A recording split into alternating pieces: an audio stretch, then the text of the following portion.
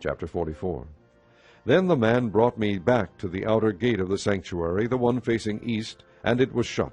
The Lord said to me, This gate is to remain shut, it must not be opened. No one may enter through it. It is to remain shut because the Lord, the God of Israel, has entered through it. The prince himself is the only one who may sit inside the gateway to eat in the presence of the Lord. He is to enter by way of the portico of the gateway, and go out the same way. Then the man brought me by way of the north gate to the front of the temple. I looked and saw the glory of the Lord filling the temple of the Lord, and I fell face down. The Lord said to me, Son of man, look carefully, listen closely, and give attention to everything I tell you concerning all the regulations regarding the temple of the Lord. Give attention to the entrance of the temple and all the exits of the sanctuary. Say to the rebellious house of Israel, This is what the sovereign Lord says. Enough of your detestable practices, O house of Israel. In addition to all your other detestable practices, you brought foreigners uncircumcised in heart and flesh into my sanctuary, desecrating my temple while you offered me food, fat, and blood, and you broke my covenant. Instead of carrying out your duty in regard to my holy things, you put others in charge of my sanctuary. This is what the sovereign Lord says.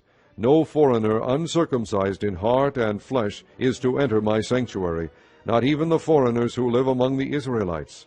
The Levites who went far from me when Israel went astray, and who wandered from me after their idols, must bear the consequences of their sin. They may serve in my sanctuary, having charge of the gates of the temple, and serving in it.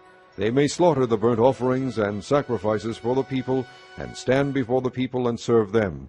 But because they served them in the presence of their idols, and made the house of Israel fall into sin, therefore I have sworn with uplifted hand that they must bear the consequences of their sin, declares the sovereign Lord.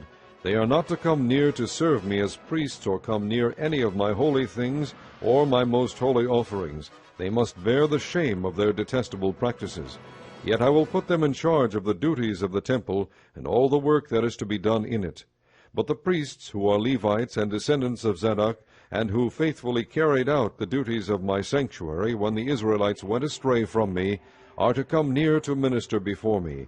They are to stand before me to offer sacrifices of fat and blood, declares the sovereign Lord. They alone are to enter my sanctuary. They alone are to come near my table to minister before me and perform my service. When they enter the gates of the inner court, they are to wear linen clothes. They must not wear any woolen garment while ministering at the gates of the inner court or inside the temple. They are to wear linen turbans on their heads and linen undergarments around their waists. They must not wear anything that makes them perspire. When they go out into the outer court where the people are, they are to take off the clothes they have been ministering in, and are to leave them in the sacred rooms, and put on other clothes, so that they do not consecrate the people by means of their garments. They must not shave their heads or let their hair grow long, but they are to keep the hair of their heads trimmed.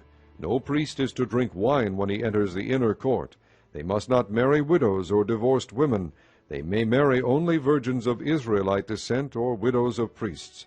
They are to teach my people the difference between the holy and the common, and show them how to distinguish between the unclean and the clean. In any dispute the priests are to serve as judges, and decide it according to my ordinances. They are to keep my laws and my decrees for all my appointed feasts, and they are to keep my Sabbaths holy. A priest must not defile himself by going near a dead person. However, if the dead person was his father or mother, son or daughter, brother or unmarried sister, then he may defile himself. After he is cleansed, he must wait 7 days. On the day he goes into the inner court of the sanctuary to minister in the sanctuary, he is to offer a sin offering for himself, declares the sovereign Lord. I am to be the only inheritance the priests have. You are to give them no possession in Israel.